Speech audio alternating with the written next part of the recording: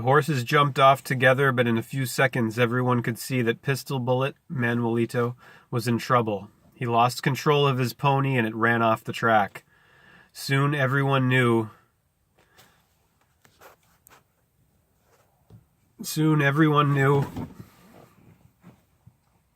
that Pistol Bullet's bridle rein had been slashed with a knife. The Navajos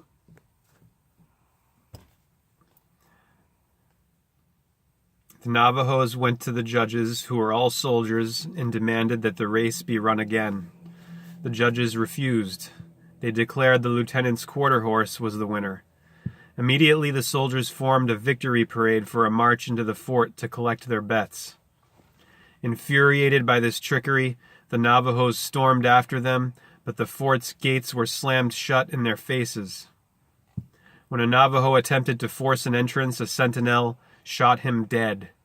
What happened next was written down by a white soldier chief, Captain Nicholas Hott. The Navajos, squaws, and children ran in all directions and were shot and bayoneted. I succeeded in forming about 20 men. I then marched out to the east side of the post. There I saw a soldier murdering 2 little children and a woman. I hallooed immediately to the soldier to stop. He looked up but did not obey my order. I ran up as quick as I could, but could not get there soon enough to prevent him from killing the 2 innocent children and wounding severely the squaw. I ordered his belts to be taken off and taken prisoner to the post. Meanwhile, the colonel had given orders to the officer of the day to have the artillery, mountain howitzers, brought out to open upon the Indians. The sergeant in charge of the mountain howitzers pretended not to understand the order given, for he considered it as an unlawful order. But being cursed by the officer of the day and threatened, he had to execute the order or else get himself in trouble. The Indians scattered all over the valley below the post and attacked the post herd, wounded the Mexican herder, but did not succeed in getting any stock. Also attacked the expressman some 10 miles from the post, took his horse and mail bag, and wounded him in the arm. After the massacre, there were no more Indians to be seen about the post with the exception of a few squaws, favorites of the officers. The commanding officer endeavored to make peace again with the Navajos by sending some of the favorite squaws to talk with the chiefs, but the only satisfaction the squaws received was a good flogging. After that day, September 22nd, 1861, it was a long time before there was friendship again between white men and Navajos. Meanwhile, an army of Confederate graycoats had marched into New Mexico and fought big battles with the bluecoats along the Rio Grande. Kit Carson, the rope thrower, was a leader of the bluecoats. Most of the Navajos trusted rope thrower Carson because he had always talked one way to the Indians, and they hoped to make peace with him when he was finished with the graycoats. In the spring of 1862, however, many more bluecoats came marching into New Mexico from the west. They called themselves the California Column. Their general, James Carleton, wore stars on his shoulders and was more powerful than the Eagle Chief Carson. These Californians camped along the Rio Grande Valley, but they had nothing to do because the graycoats had all fled into Texas. The Navajos soon learned that Star Chief Carleton had a great hunger for their land and whatever metal wealth might be hidden under it. A pricely realm, he calls it, a magnificent pastoral and mineral country. As he had many soldiers with nothing to do but march around their parade grounds, rattling their guns, Carleton began looking about for Indians to fight. The Navajos, he said, were wolves that ran through the mountains, unquote, and must be subdued. Carleton turned his attention first to the Mescalero Apaches, who numbered less than 1,000 and lived in scattered bands between the Rio Grande and the Pecos. His plan was to kill or capture all Mescaleros and then confine the survivors on a worthless reservation along the Pecos. This would leave the rich Rio Grande Valley open for land claims and settlement by American citizens. In September 1862, he sent out an order. There is to be no council held with the Indians, nor any talks. The men are to be slain whenever and wherever they can be found. The women and children may be taken as prisoners, but of course they are not to be killed. This was not Kit Carson's way of dealing with the Indians, many of whom he counted as friends from his trading days. He sent his soldiers into the mountains, but he also opened up lines of communication with the Mescalero leaders. By late autumn, he had arranged for 5 chiefs to visit Santa Fe and negotiate with General Carleton. While en route to Santa Fe, 2 of the chiefs and their escorts met a detachment of soldiers under command of a former saloon keeper, Captain James Paddy Graydon. Graydon pretended great friendship for the Mescaleros, giving them flour and beef for their long journey. A long time later, near Galena Springs, Graydon's scouting party came upon the Mescaleros again. What happened there is not clear because no Mescalero survived the incident.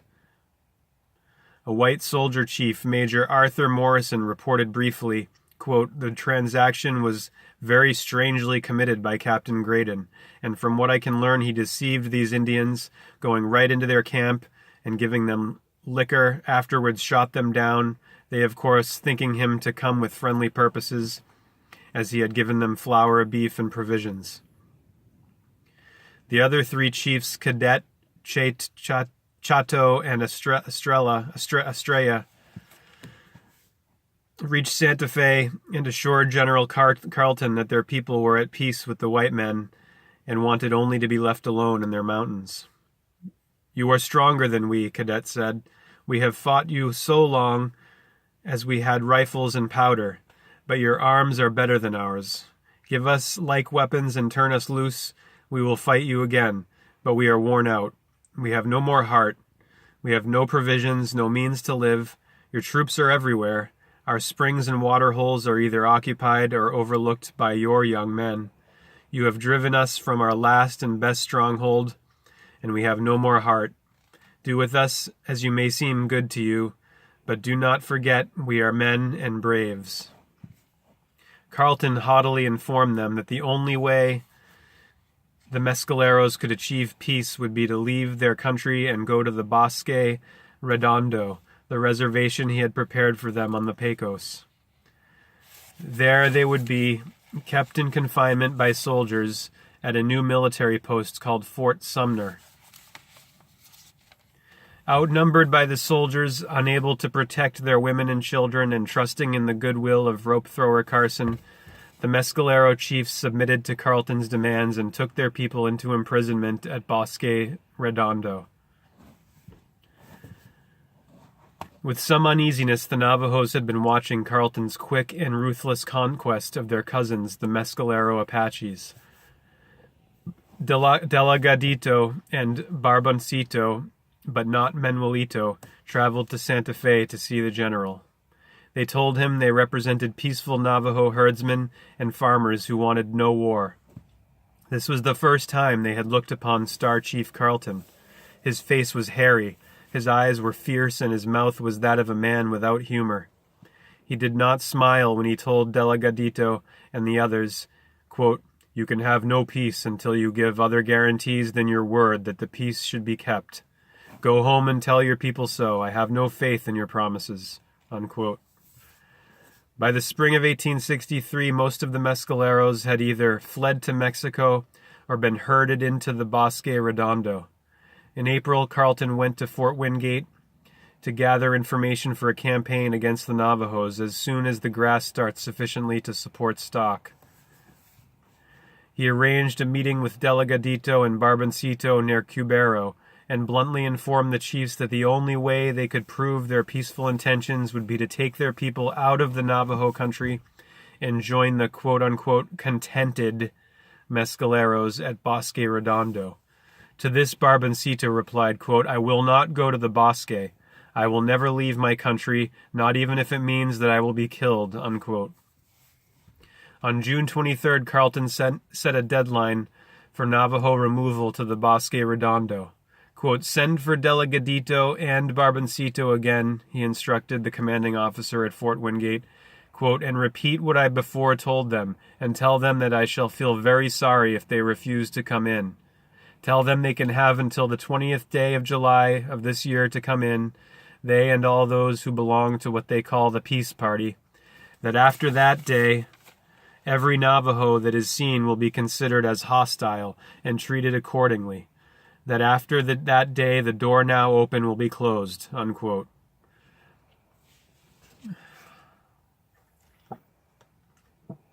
The 20th of July came and went, but no Navajos volunteered to surrender.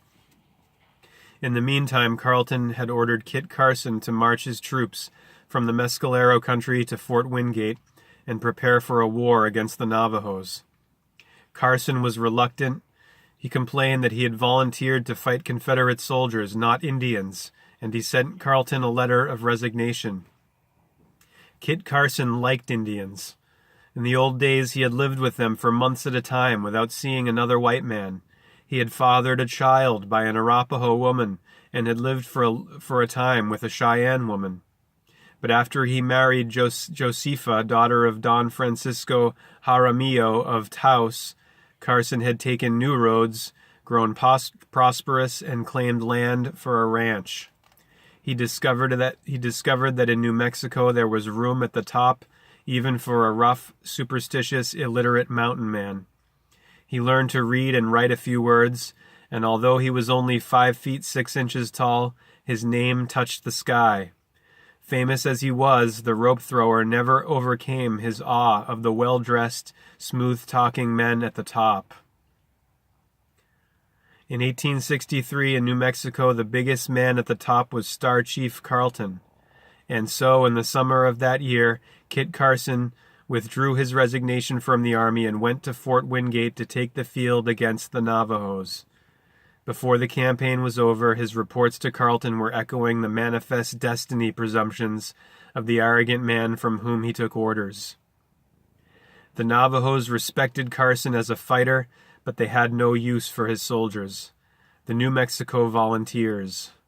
Many of them were Mexicans, and the Navajo had been chasing them out of their country as long as anyone could remember. There were 10 times as many Navajos as Mescaleros, and they had the advantage of a vast and rugged country broken by deep canyons, steep-banked arroyos, and precipice-flanked mesas. Their stronghold was Canyon de Shelley,